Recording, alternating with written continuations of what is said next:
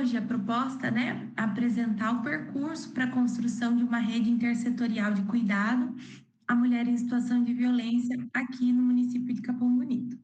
Então, foi uma pesquisa que aconteceu aqui entre 2024 e 2025 e a gente vai estar aqui compartilhando. E que agora não quer conseguir. Aí foi. Bom, então, a violência contra a mulher, sob a perspectiva de violência de gênero, tem sido reconhecida como um problema de saúde pública, mobilizando organismos internacionais de saúde e dos direitos humanos a adotarem e a recomendarem ações e políticas públicas para o seu enfrentamento e prevenção. Então, acho que todos nós que vimos aqui falar sobre violência, a gente traz um pouquinho desses números, né, dessas estatísticas, e hoje eu venho reconhecer que sim, a gente avançou um pouco, né? O mundo tem se mobilizado, tem falado sobre esse tema. No entanto, né, na pesquisa de 2023 ainda indica que 1 em cada 3 mulheres e meninas já sofreram violência física ou sexual por parceiro ou violência sexual por não parceiro. 1 em cada 4 mulheres e meninas já sofreram violência física ou sexual por parte de um parceiro, e 1 em cada 8 já sofreram violência sexual por parte de um não parceiro. Então, embora essa discussão seja intensa, eu acredito que a gente está hoje em 2026, então nós temos aí 40 anos, né? Em agosto vamos fazer 41 anos de Delegacia de Defesa da Mulher, e ainda assim a gente encontrando esses números, né? Essa crescente aí, esses dados alarmantes.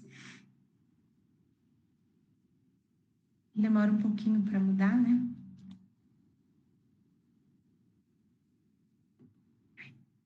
Bom, então, embora a gente tenha esses dados, acredita-se que pode ser a ponta do iceberg, né? Sendo que 61% das mulheres que sofreram violência não denunciaram e nem procuraram uma delegacia da mulher. 69% das agressões ocorrem dentro das residências, o que favorece para não haver denúncias. 53,6% dos agressores são os próprios companheiros e 19,4% os ex-companheiros. Então, tornando aí o que os outros especialistas já falaram, que o lugar mais perigoso para a mulher muitas vezes é dentro da própria casa, né? A gente tem, então, quase 41 anos de Delegacia de Defesa da Mulher. A gente tem, desde 2003, a obrigatoriedade da notificação, né? Quando a notificação compulsória passou a ser obrigatória, então, isso aconteceu em 2003, então já tem um bom tempo. Em 2006, a Lei Maria da Penha, né, onde o Brasil foi condenado a criar aí essa legislação, e ainda assim a gente ainda 61% dessas mulheres ainda sofrem em silêncio, né, não denunciaram. Bom, a justificativa foi por conta dos atendimentos mesmo.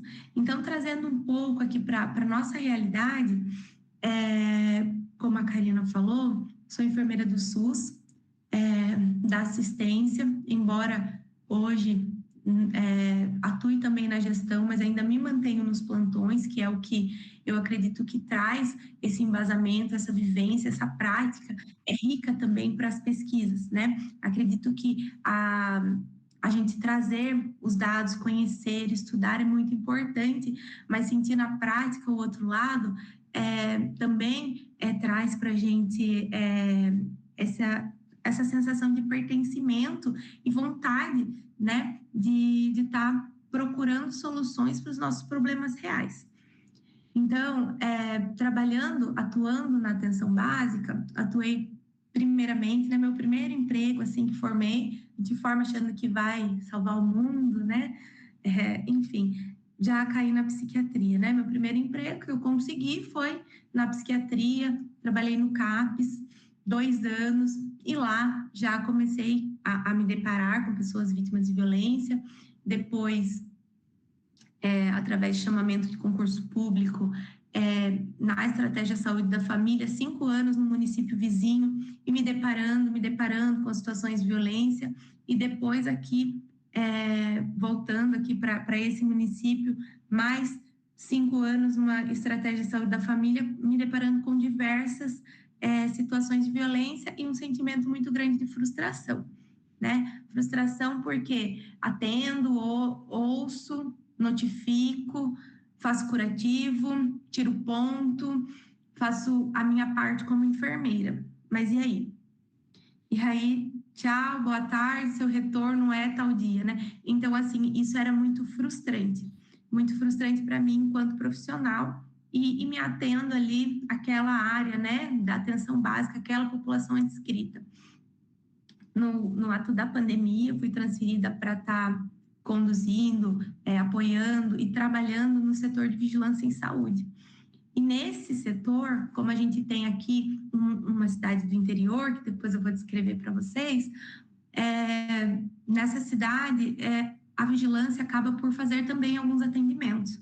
Então, nas cidades pequenas, principalmente aqui, que é a minha vivência, e em Buri, que é um outro município que eu trabalhei, às vezes as mulheres não se sentem confortáveis para procurar atenção básica, porque pode ter algum familiar, algum vizinho que trabalha ali, então ela não quer expor para pessoas que ela conhece e acaba procurando outros serviços e é realizado o acolhimento, né? Às vezes, a gente, em grandes centros, talvez, a vigilância, ela atue só com um caráter de recebimento das informações, digitação em sistemas, mas aqui acaba que a gente, às vezes, recebe pacientes, coleta exames, faz acolhimentos e encaminhamentos também.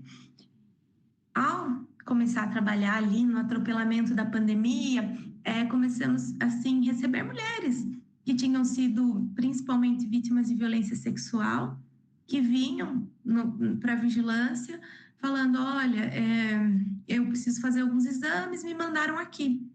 Como assim mandaram você aqui, né? Ah, me mandaram aqui para fazer uns exames, né? Eu me lembro que foi uma mulher muito machucada, que ela tinha sofrido uma violência sexual que machucou muito ela, e ela foi com a ajuda da mãe andando para dar seguimento aos exames no setor de vigilância, né? Falei, nossa, mas aqui, coitada, né? Ter que, enfim, fora, né, as questões de ter que reviver, de ter que contar tudo de novo, né? E aí foi um incômodo maior, porque eu percebi que não era da população adscrita em si, daquela unidade básica, mas sim um problema do município. Me doeu muito uma paciente que falou assim, falei para ela falou assim, eu vim aqui, eu tô nervosa porque agora que eu tô conseguindo, porque o médico me deu um diazepam e falou para mim que ia me dar um diazepam porque eu estava muito nervosa. Essa moça em particular, ela estava com o namorado dela numa área aqui de parque, eles seguraram, outros terceiros seguraram o namorado dela e abusaram dela, espancaram ela e ele, e aí ela, como é que ela tinha que chegar no pronto-socorro, né? Sem estar nervosa, né? Sem estar alterada, então ela ouviu que ela precisava de um diazepam porque ela estava descontrolada. E aí, no outro dia, depois de ter ido para o IML, enfim, voltou no outro dia no setor de vigilância pedindo exames. Então, isso incomodou bastante e a gente percebeu que sim, a gente precisa se organizar, né? Ontem teve uma fala da minha colega da Meta 7, a Rosiane, falando da importância do profissional da ponta conhecer a sua rede, conhecer o seu espaço, né? Se a gente colocar lá no Google hoje, com tudo à disposição, né? A gente vai encontrar várias cartilhas, a gente vai encontrar manual, como atender a mulher vítima de violência, como abordar, o que falar, né? Então, existem muitas publicações. Mas e agora, com essa mulher aqui, no meu consultório? O que eu faço na minha cidade? Então, essa pergunta era o fator que impulsionou essa pesquisa. É que ele demora um pouquinho para mudar aqui. Vamos, filho.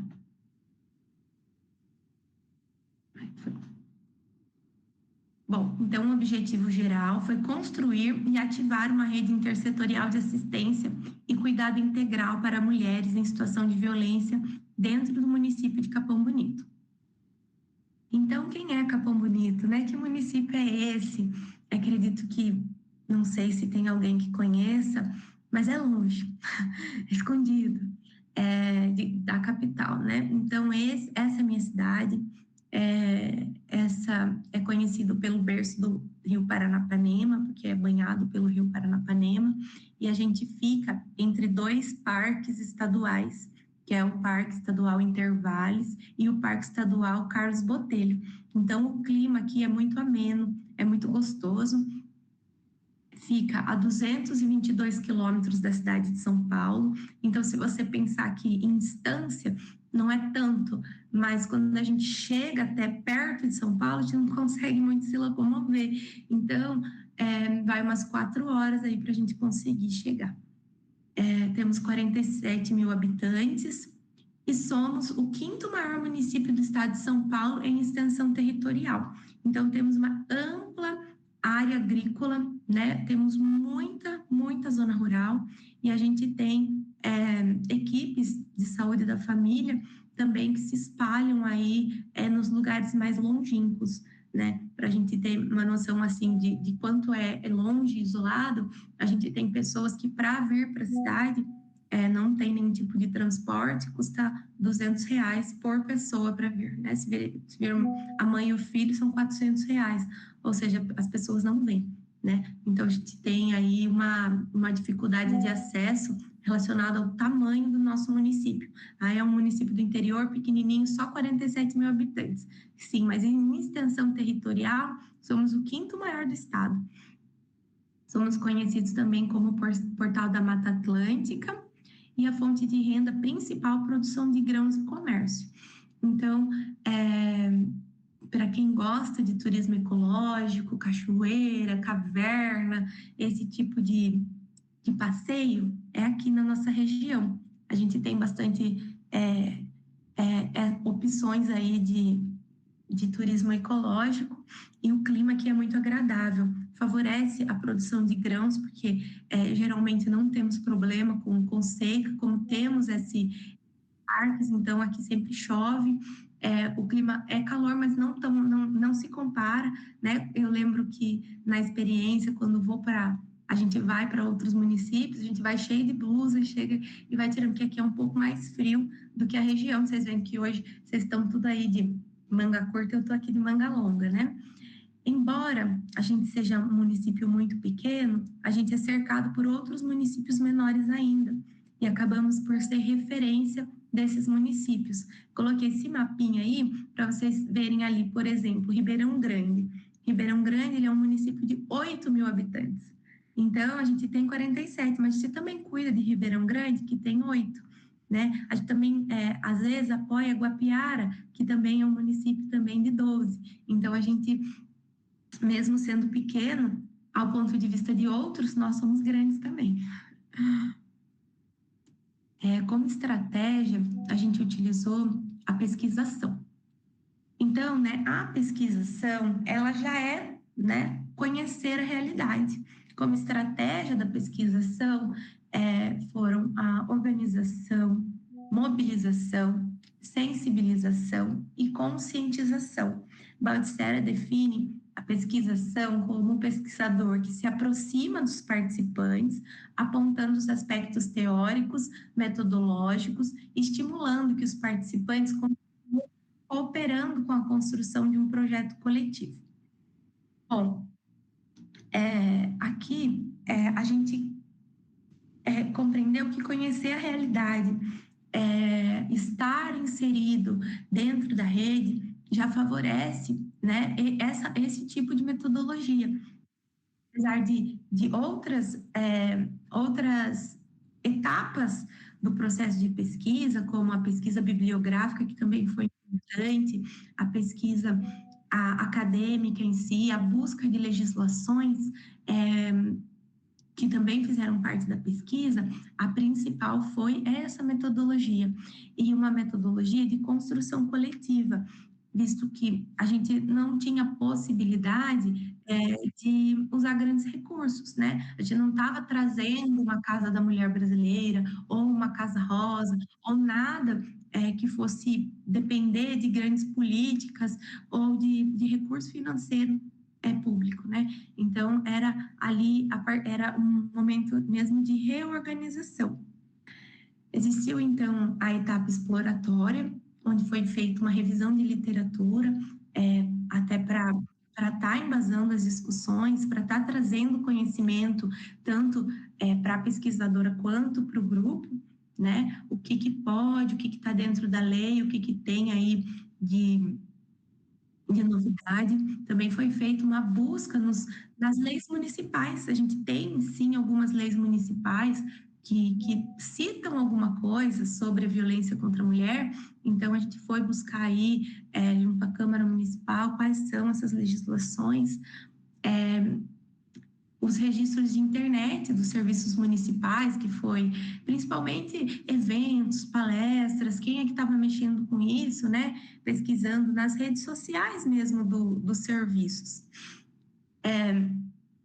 A participação, nesse momento, precisamos entrar no Conselho de Defesa da Mulher como representante da população, ouvir, né, essas representantes, né?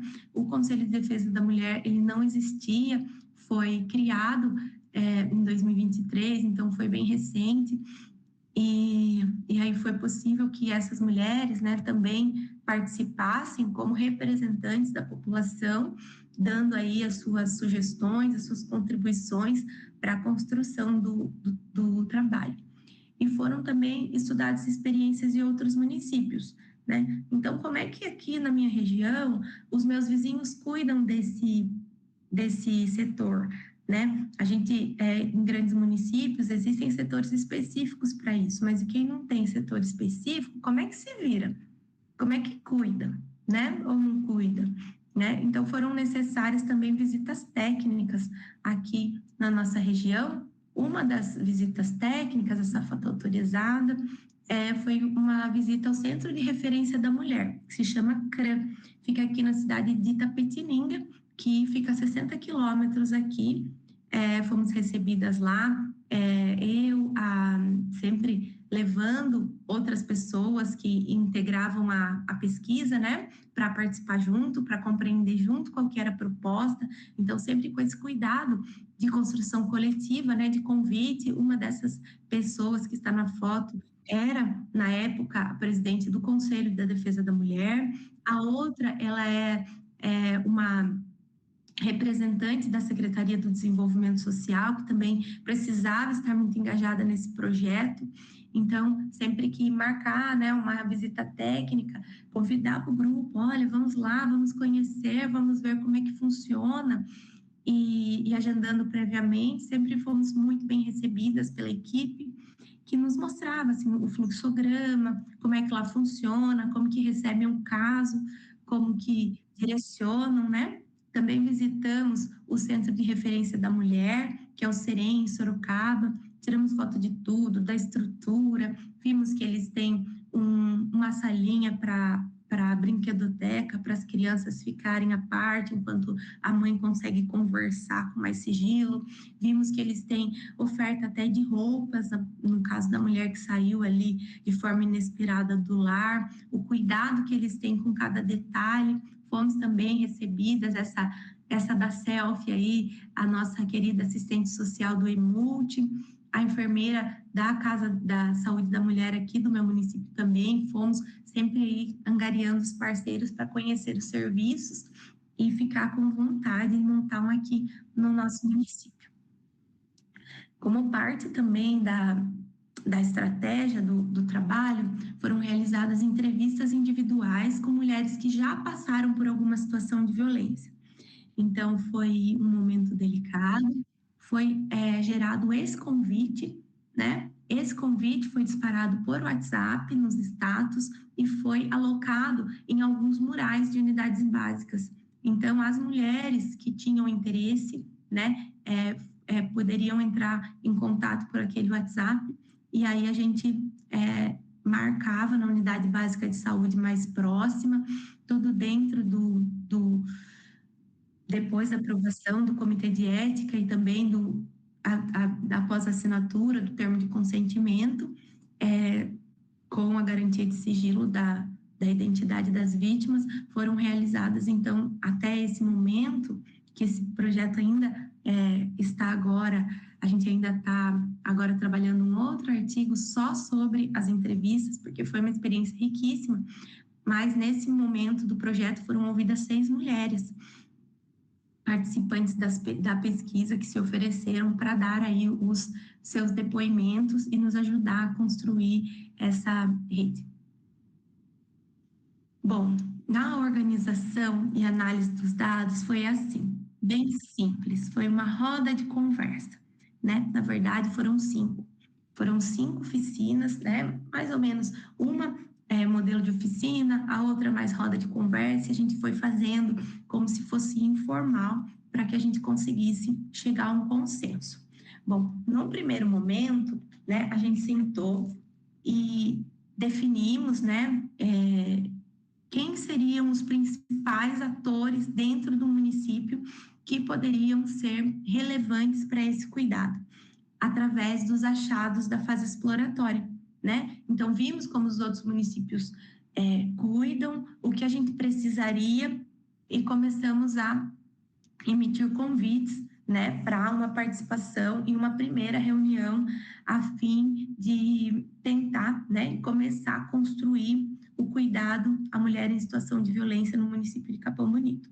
Então, foram elencados esses parceiros e foram convidados para essas reuniões.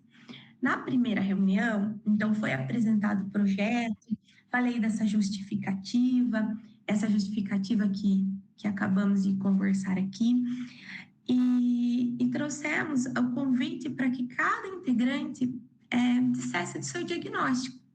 Bom, no CRAS, como é que funciona? O que vocês fazem?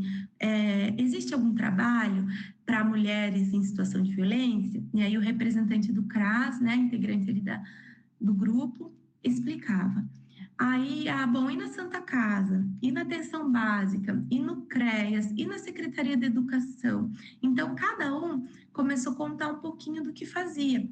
E a gente viu nesse diagnóstico, né, nessa primeira fase aí, que a gente chama de fase diagnóstica, que sim, cada um fazia alguma coisa, um pouquinho todo mundo fazia, nem que fosse um curativo, nem que fosse uma PEP, né, uma PEP ou uma anticoncepção de emergência, alguma coisa alguém fazia. Mas o que a saúde fazia, a assistência social não sabia. E o que a assistência social fazia, a saúde também não sabia.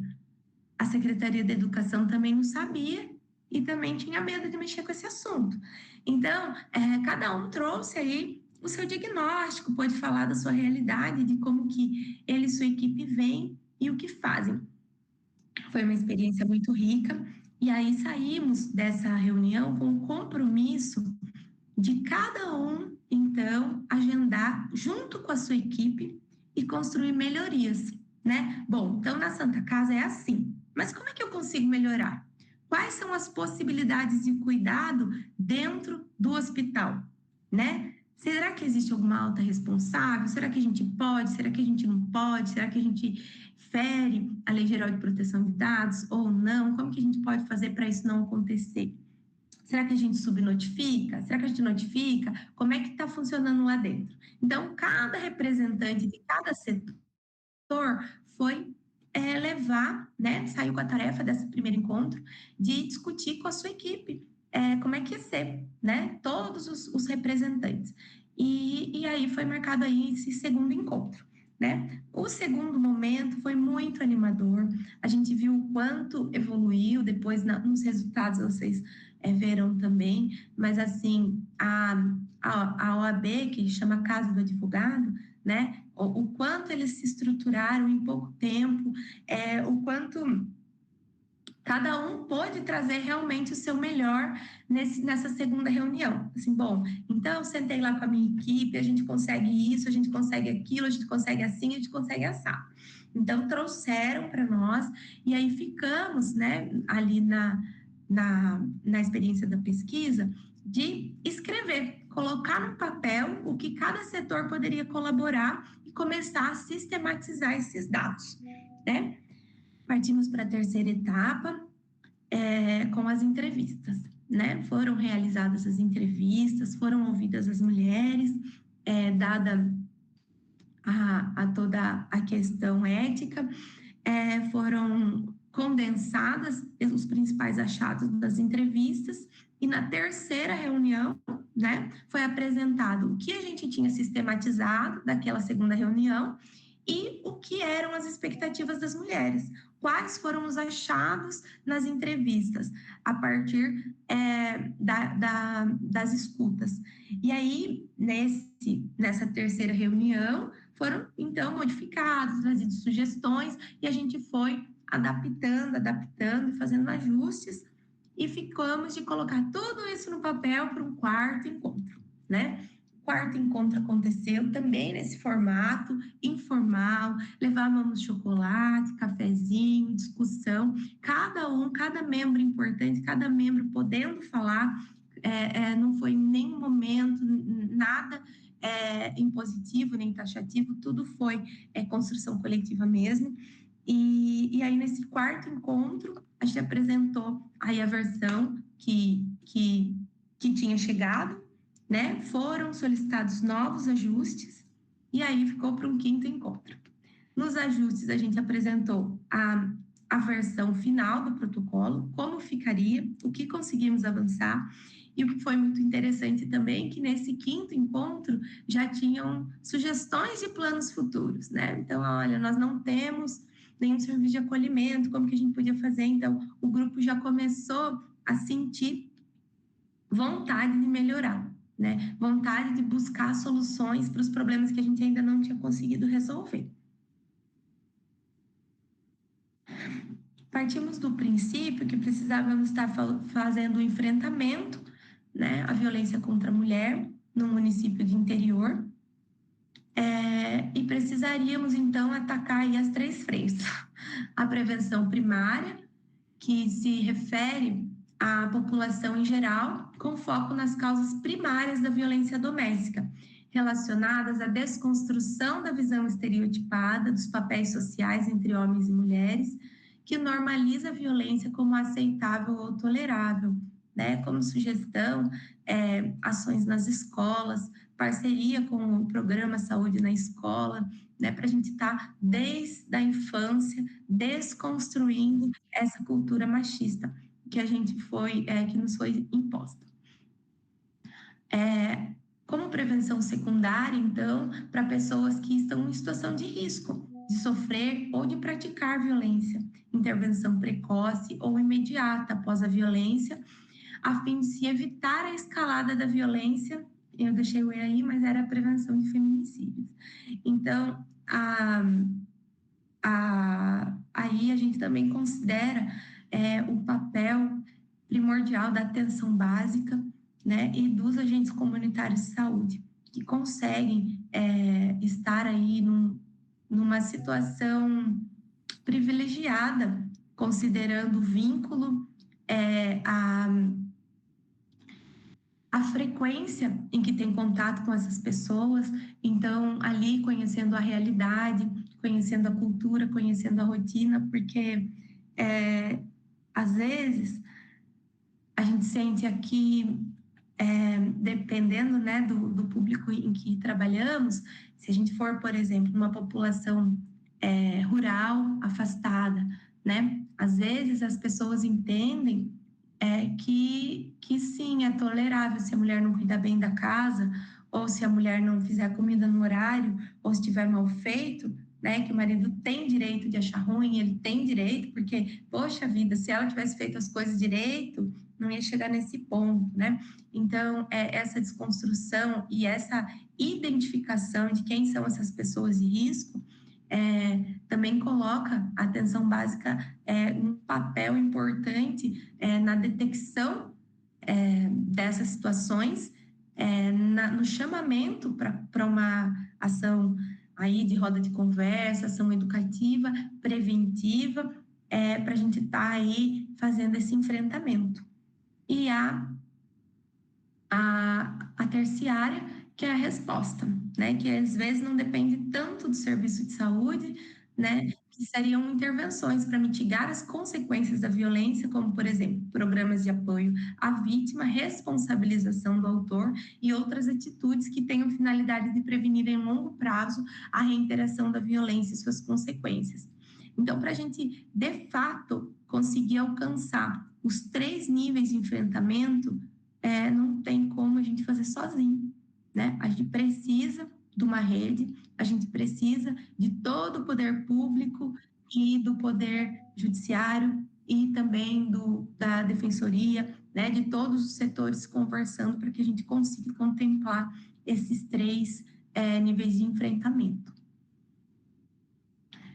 Algumas mulheres, então, elas não se veem, né, na situação de violência. Então, o ciclo da violência precisa ser muito, muito, muito, né? Conversamos muito sobre isso, do quanto precisa ser incentivado, divulgado, conversado, né? Porque muitas vezes a mulher ela não se vê dentro, ela está num emaranhado, né? De violências psicológica, moral, baixa autoestima, ela está já numa situação em que ela não vê aquilo como sendo, eu sou uma vítima de violência, né? Ela vê assim, porque ele bebeu, ele perdeu a cabeça, ele estava nervoso, mas também eu não podia ter, né? E essas coisas que vocês, como profissionais, também devem ter ouvido aí na rotina de trabalho de vocês, né? Pelas cartilhas, alguns fatores que podem dificultar a saída da mulher em situação de violência são a dependência financeira, a dependência emocional, falta de apoio de pessoas próximas, falta de acesso à informação e a baixa autoestima, né? Porque quando chega no ápice da violência, muitas vezes a mulher ela já foi, né, convencida de que ela não precisava ou não podia trabalhar, ela já foi convencida que só ele se importa com ela, só ele cuida dela, só ele. Se não for ele, então quem vai ser? Ninguém mais dá bola. Ela acaba se afastando, né, das outras pessoas, porque por várias vezes ela decidiu perdoar, optou por estar com o companheiro, e as outras pessoas acabam por se revoltar dessa situação, ou de achar então que ela merece sofrer esses abusos porque ela quer, né? Ela quis ficar com ele, né? Então ela já está ali numa situação em que não consegue, né? A gente fala que como se ela estivesse num emaranhado, dentro de um novelo difícil de sair, né?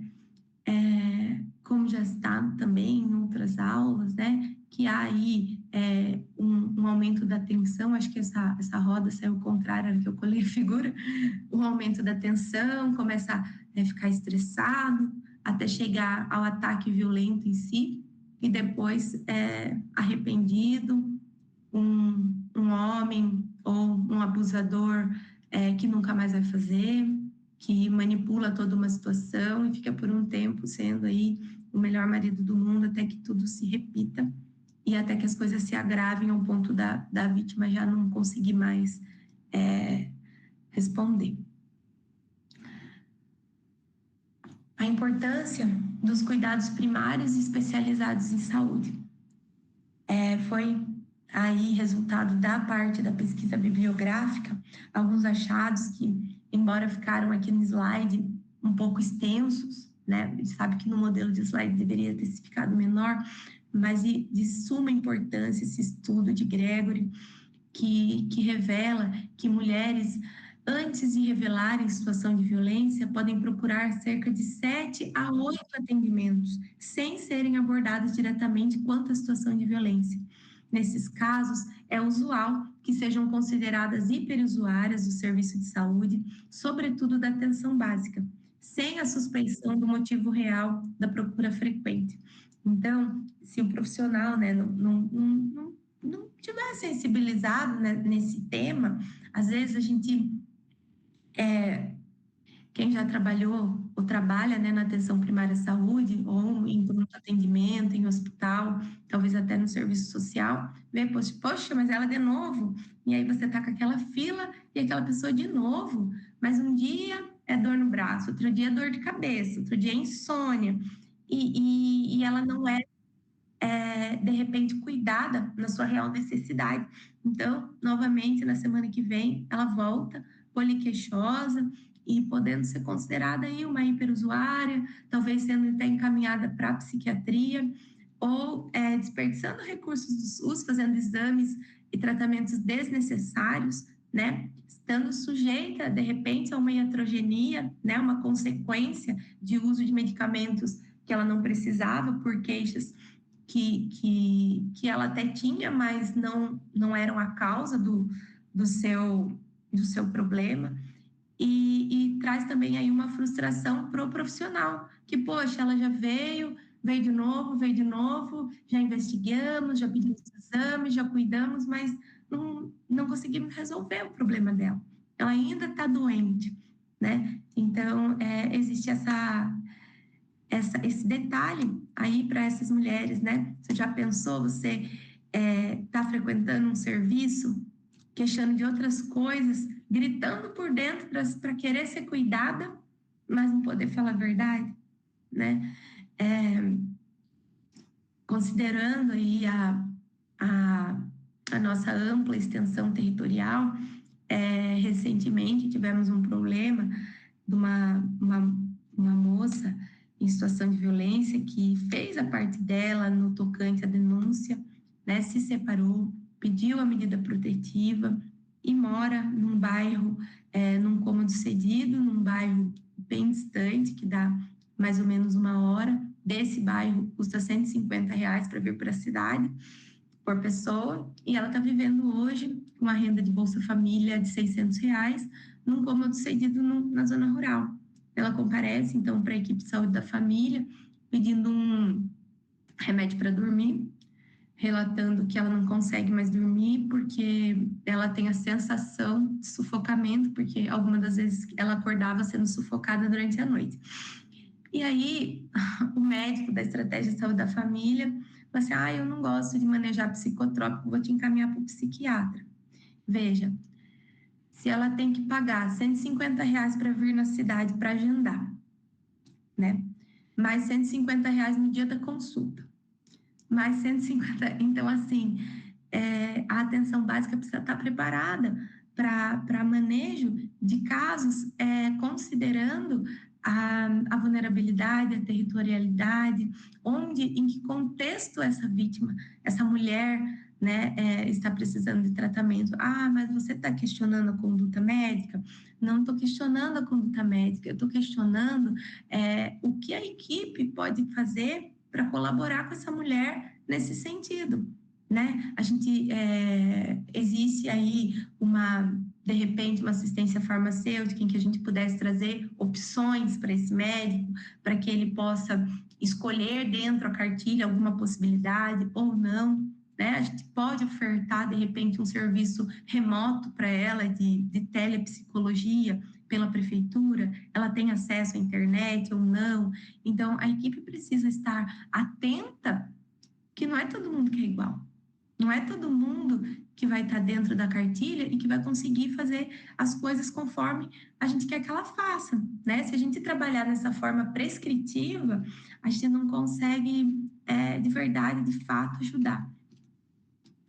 Se o profissional da saúde, então, né? Se o profissional de saúde conhece a sua rede, né? Ele pode se sentir preparado e sabe para onde encaminhar, sabe como ajudar, ele vai estar mais propenso a perguntar, né? Reconhecer os casos, já que seu trabalho possa ser efetivo e fazer sentido, né? Seu trabalho, a motivação do profissional vem também quando ele concorda, quando ele conhece as possibilidades. Porque muitas das vezes também esses estudos trazem que muitas das vezes os profissionais não perguntam porque eles não sabem o que falar ao ser revelado, né? Então, se ele pergunta, a pessoa responde, bom, e agora? Então, melhor nem perguntar, passa para o próximo, que a fila está grande, né? Então, aí, para vir fortalecer essa capacidade de resposta. Deixa eu pôr minha apresentação um pouquinho, minha cara um pouquinho para baixo, que ficou tampando aqui. As redes intersetoriais, então, como caminho para o enfrentamento à violência contra a mulher, cuidado e acolhimento. Bom, então, seria rede, um emaranhado de relações, onde cada nó, indivíduo ou grupo está interligado a outros por diferentes tipos de vínculos, construídos intencionalmente ou não. Pode ser também definido como vínculos entre indivíduos, grupos e organizações, construídas ao longo do tempo, estando em constante mudança, interação e transformação. Assim como o território é vivo, as redes também precisam ser vivas, porque os problemas, eles não são sempre os mesmos, as soluções também não. Então, a rede também tem que compreender, né, o que funcionava de repente em 2020, em 2025 já não vai mais funcionar da mesma forma. A rede tem essa característica de rede, assim como o território tem, de ser mutável, né, de ter essa necessidade de adaptação. Mert, ele traz um conceito, né, esse conceito de rede viva, de ato de encontro entre os profissionais e usuários para discutir as necessidades de saúde. As redes se montam e se desmontam, podem variar com sua estabilidade e em seus componentes ao longo do tempo, sendo operacionalizadas de diversas maneiras e compostas por múltiplos fatores formais e informais, visíveis e invisíveis, podendo ser temporárias ou duradouras. Eu até falo palpáveis e não palpáveis, né? A gente tem aí essas particularidades.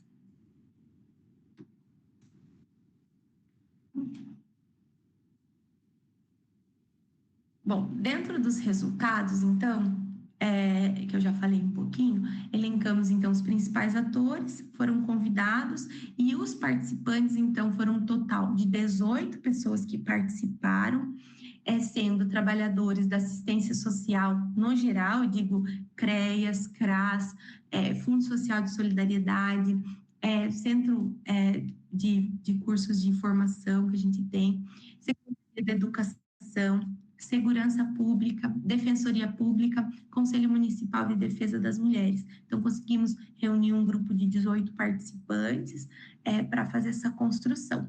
E a principal proposta, né, o nosso logo aí de chamamento para esses profissionais foi: faça o seu melhor na condição que você tem. Enquanto você não tem condições melhores para fazer melhor ainda, né? Que é uma frase aí do Cortella, acredito que todo mundo conhece, mas a gente precisava compreender que naquele momento a gente não estaria criando nenhum serviço e a gente também não tinha recurso financeiro e nem nenhum projeto para isso. Era ali, dentro da rotina, como que a gente pode se organizar nessas condições para melhorar o que a gente precisa para construir um protocolo dentro da rede. Então, foram esses 5 encontros com diagnóstico atual e possibilidades de cada. E aí, a produção de protocolos internos, sistematização e ajustes, e encontros individuais com setores importantes que não compareceram. Então, Josi, foram tudo flores, todo mundo participou, todo mundo não. Não foi, como vocês também devem enfrentar dentro da rede, das redes, né, de vocês. Teve alguns setores que nós convidamos várias vezes, mas não conseguiram participar das reuniões, né? Então, a gente tem uma Delegacia de Defesa da Mulher aqui hoje, com a conquista recente de uma delegada, mas na época da pesquisa, o efetivo da Delegacia de Defesa da Mulher eram 2 funcionários, uma que abria e a policial que era a que recebia e ouvia as pessoas. Então, se uma policial sai, fecha a delegacia, não tinha efetivo, né? A gente tinha o prédio, temos, e a gente não tinha efetivo. O delegado que ficava numa outra seccional, e respondia por essa delegacia, e acredito que em vários segmentos, em vários setores, as pessoas trabalham com baixo efetivo, sempre no limite do RH, e não era diferente aqui. Então, por esse motivo, a Delegacia de Defesa da Mulher não conseguiu participar das reuniões, das discussões, mas por 2 vezes antes da delegada entrar. E depois, quando a delegada assumiu, também fomos pessoalmente à delegacia apresentar o que foi construído e pedir, né, a colaboração para que as mulheres atendidas ali fossem encaminhadas, então, para essa rede de cuidados.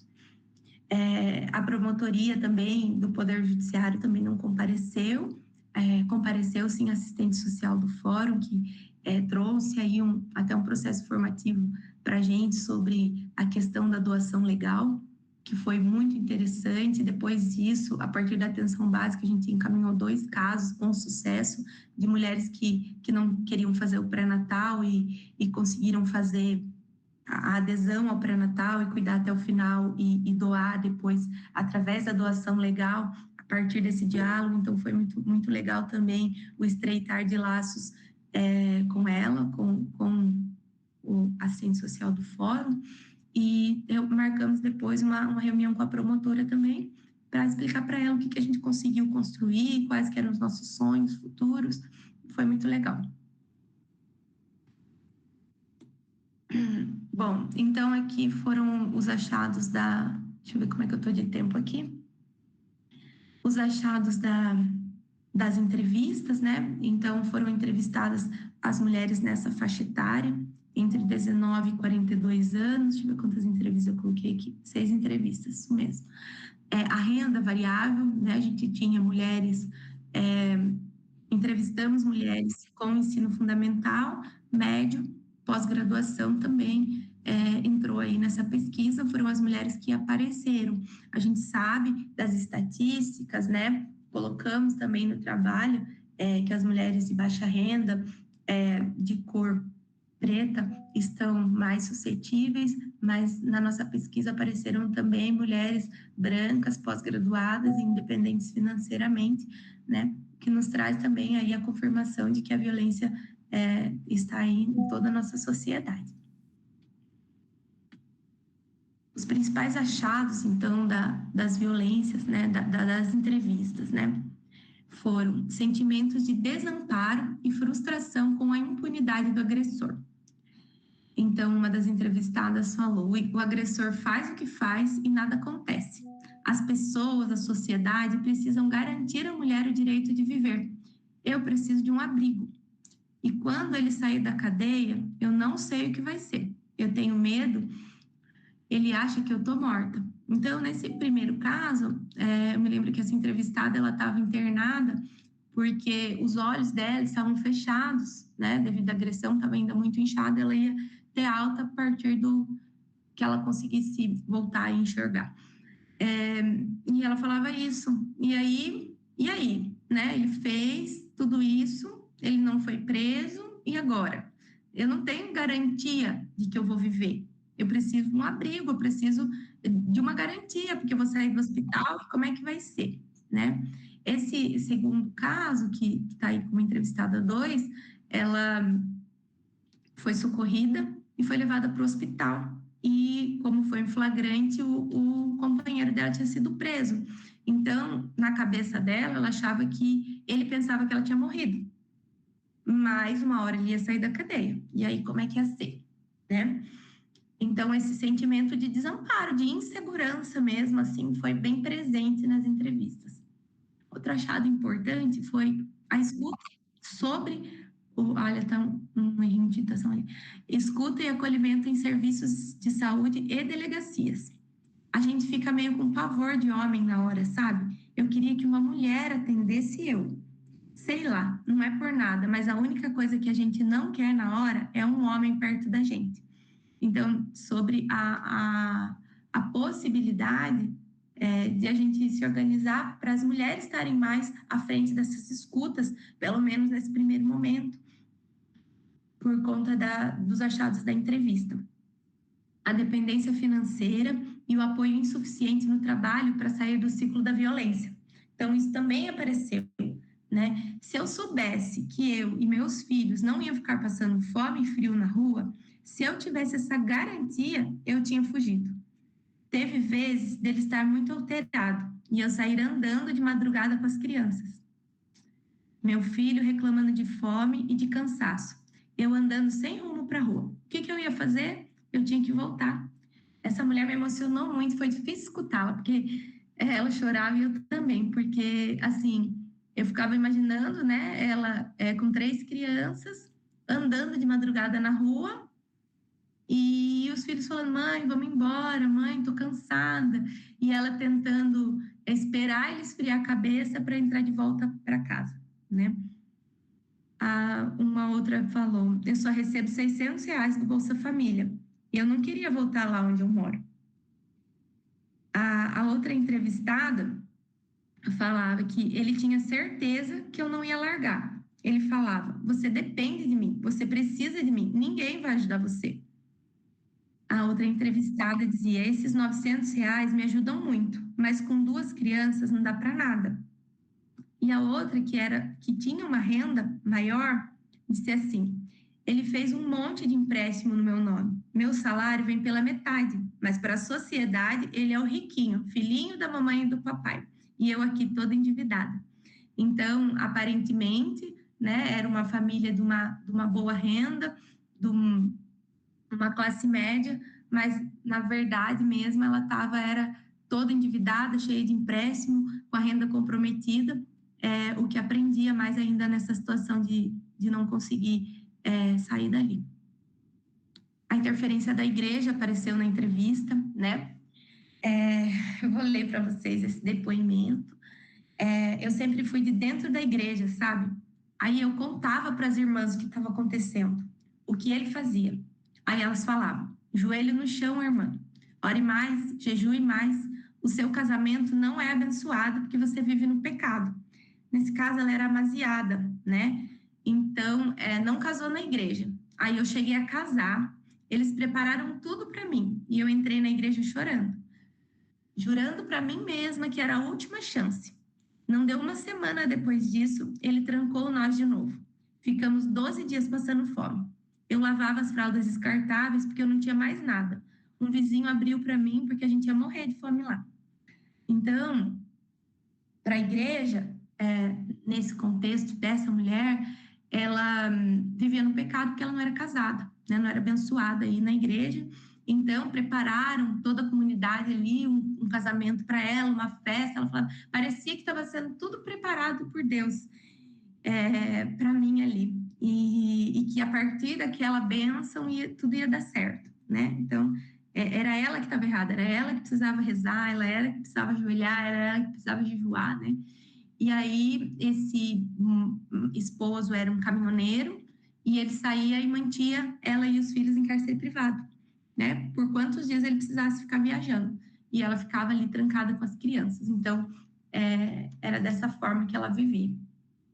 E a não percepção sobre o autocuidado de si. Então, isso também apareceu na entrevista, porque tinha uma pergunta que era, a partir de agora, e você? Você tem algum sonho? O que você pretende? O que você... E percebia-se, sim, um silêncio nessas entrevistas, sabe? A mulher falava muito sobre os filhos, sobre que queria que ele fosse preso, que queria que ele pagasse pelos atos dele, mas nunca sobre o que ela queria para ela, né? Sobre o que ela sonhava. Não, eu quero uma independência financeira, ou eu quero fazer um curso, ou eu tenho um sonho. Isso foi o silêncio dessa resposta, também foi uma resposta. Então, os equipamentos levantados foram esses, né? O centro, a saúde foi a Santa Casa, a atenção básica, o Centro de Atendimento de Saúde da Mulher e o grupo de violências da Diretoria Regional de Saúde de Sorocaba. Então, existe um grupo do DRS que cuida do eixo violências, e foi bem importante, porque a partir dali a gente começou a conhecer qual era a nossa referência para o aborto legal também, porque a gente não tinha definido uma violência, a gente já tinha passado por isso, mas por pesquisa no Google, liga para um, liga para outro. A gente tinha conseguido uma vez um encaixe lá no Hospital Pérola Byton, em São Paulo, mas não tinha uma referência formal para nós aqui, e ficou agora pactuado que vai ser o Conjunto Hospitalar de Sorocaba essa referência, então não é mais necessário todo o desgaste, né? Tendo essa necessidade, o próprio CHS já ficou pactuado como nossa referência, então foi muito importante a gente estar participando e conhecendo qual é a nossa referência para esse serviço.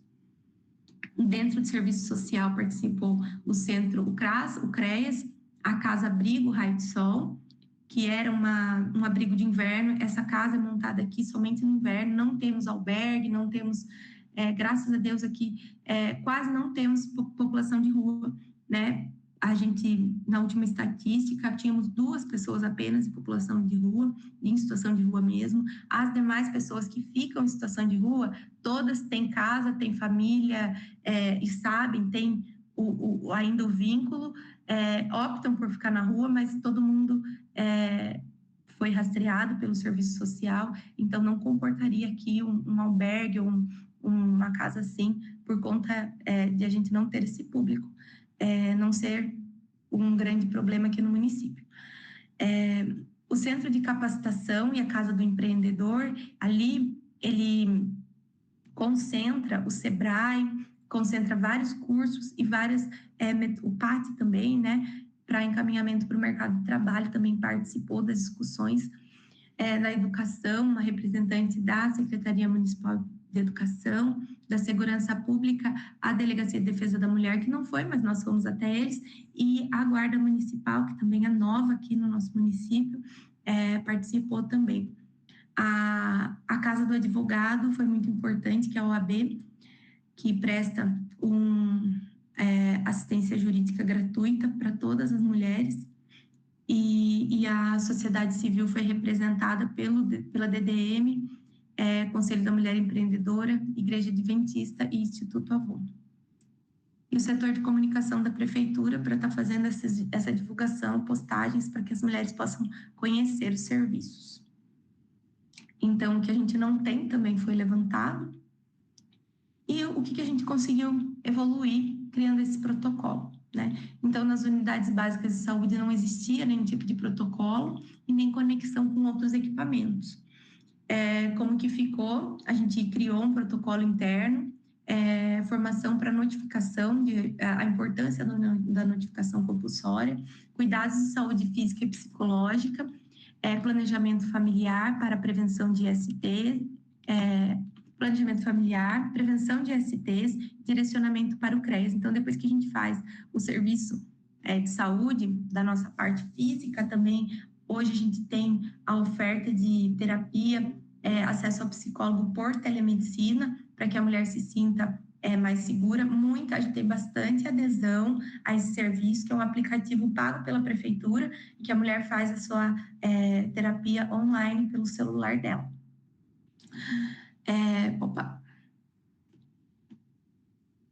A Santa Casa, então, ela tinha já o protocolo de IST, contracepção de emergência, violência sexual, encaminhava para fazer o boletim de ocorrência e para o IML, para a coleta de provas, né? Então, hoje, ele incluiu a notificação compulsória como um objetivo de melhoria, né? E, após o atendimento, a alta da paciente está sendo direcionada para o CREAS. O CREAS, lá no CREAS primeiro, o CREAS, ele ficou, como ele é o centro de referência para cuidar de pessoas que já tiveram seus direitos violados, ele ficou como principal porta de entrada, né, para violências, para direcionamento das vítimas, né? Então, eles podem realizar o acolhimento, a escuta, o acompanhamento, levantamento das necessidades, se é necessidade de cesta básica, se é necessidade de encaminhamento para o mercado de trabalho, se é necessidade de ser encaminhado para um curso de profissionalização, se é necessidade de terminar os estudos. Então, tudo isso ficou ali para eles estarem recebendo essas pessoas e estarem dando ali, né, a cartilha de serviços, quais são as possibilidades. O CRAS ficou ali com a manutenção das ações educativas e todo mês de agosto a rediscussão.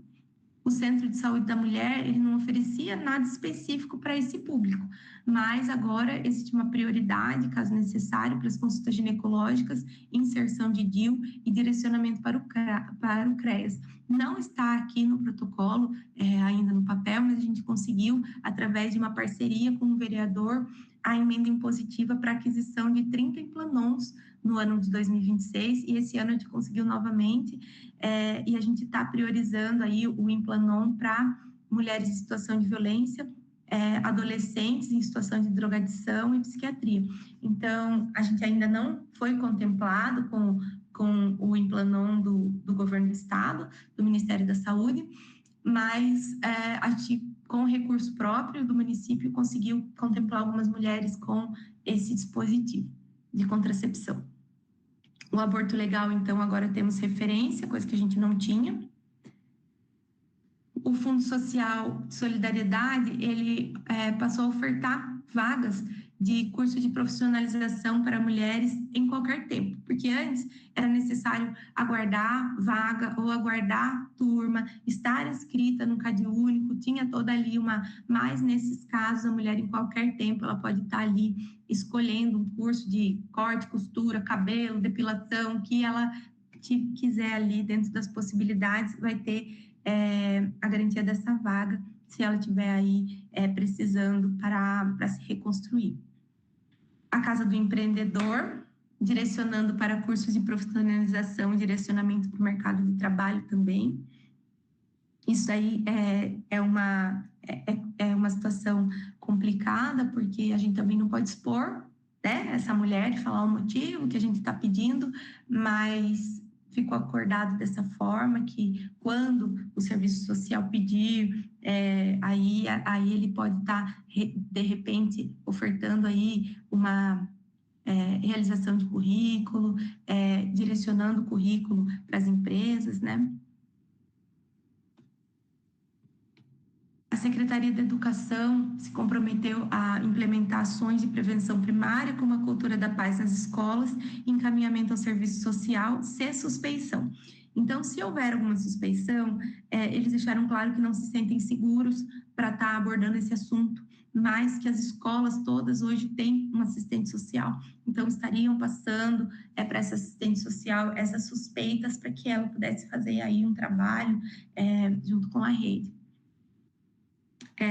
A DDM fazia o registro da ocorrência e as diligências conforme a rotina delas, mas agora, após tomar as medidas cabíveis, ela oferece a nossa cartilha de serviço, que é um folder que eu vou mostrar, e encaminha mulheres para a rede.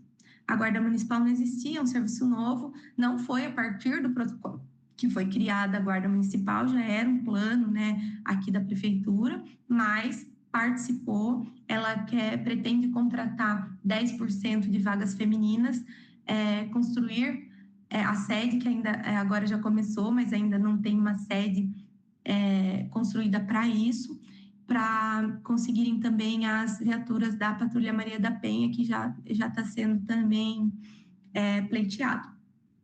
A OAB, que é a Ordem dos Advogados do Brasil, que aqui chama Casa do Advogado, existia um atendimento, mas com algumas limitações. Hoje, em todo o seu horário de expediente, se uma mulher com qualquer renda, não precisa ser baixa renda, né? Como a gente falou daquela mulher, de repente ela não procura uma advogada e ela ganha bem, né? Mas ganha bem, será? Como é que será que está a situação financeira dessa mulher? Né? Então, independente da renda oferida, ela pode estar acessando em todo o horário de expediente, ela pode chegar que vai ser atendida, e se ela não se sentir, se o advogado cadastrado ali como plantonista for do sexo masculino e ela não se sentir à vontade, eles colocarão uma funcionária do sexo feminino para estar acompanhando essas mulheres. Dentro do Poder Judiciário, então, pouca comunicação com a rede, apenas diligências ao CREAS, e aí ficou combinado que também mulheres estariam sendo direcionadas à rede, né? Conhecendo a rede, direcionadas para a rede aí após os seus processos, e isso ainda não aconteceu, tá? Pretende-se ter um grupo onde os sentenciados tenham que cumprir, uma das penas deles seja participar do grupo socioeducativo para homens agressores. Isso ainda não aconteceu, mas ficou descrito no protocolo e a gente pretende que consiga estruturar esse serviço. O setor de comunicação da prefeitura, então, ele teve a total abertura aí dentro do site da prefeitura para o grupo poder produzir materiais e estar postando. Então, foi criado um fluxograma para conhecimento de toda a rede. Esse é um folder bem simples, tá? Que fala sobre os tipos de violência, o ciclo da violência e quais os canais, né, de comunicação, onde é que a gente pode estar encaminhando essas mulheres aqui dentro do município, quais são as possibilidades. Então, esse folder, ele fica nos consultórios das unidades básicas, ele fica no CREAS, no CRAS, na Delegacia de Defesa da Mulher, na Santa Casa, e aí, conforme é necessário, eles podem estar utilizando aí nos atendimentos. Esse foi o modelo final do protocolo. Foi realizado um evento, que foi um lançamento oficial, foi apoiado também pela Unifesp. O protocolo foi um evento bem legal para dar visibilidade, né? O objetivo foi dar visibilidade tanto para a comunidade quanto para os profissionais sobre isso que foi exposto aqui agora. E foi proposto também um curso de formação, né, a partir do lançamento do protocolo, para os trabalhadores que são envolvidos na implementação. Então, assim, um específico para quem trabalha no serviço social, um específico para quem trabalha na educação, um específico para a saúde, para que a gente consiga tá aí sempre falando e provocando e tentando melhorar esses atendimentos. Então, aí entro nas minhas considerações finais já.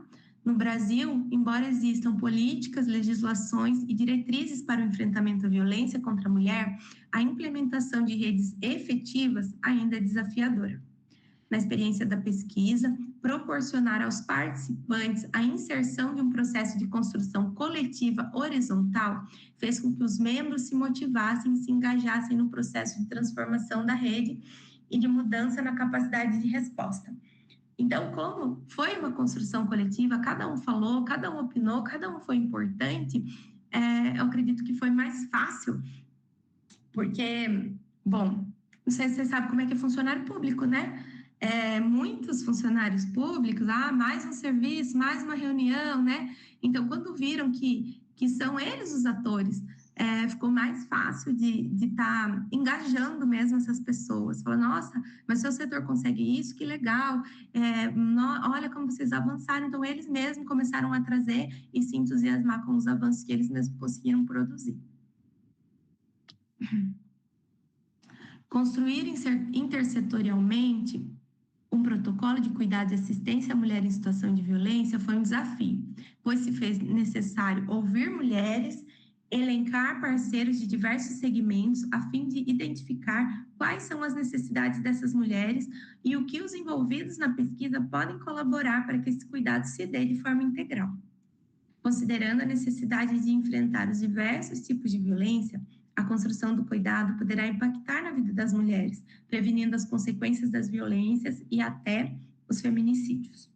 Mesmo que em recente e em construção, esse trabalho já possibilitou aos profissionais se apropriar das possibilidades de cuidado integral, resultando em mais segurança em sua capacidade de resposta e trazendo sentimento de engajamento em reconhecer as violências, pois podem ser realmente úteis nesse processo tão multifatorial, impactando no processo de saúde e doença produzido pela violência e suas consequências. Essas são as minhas referências. E falei demais já cansou vocês. E é isso, tá? Fico à disposição aí para alguma consideração.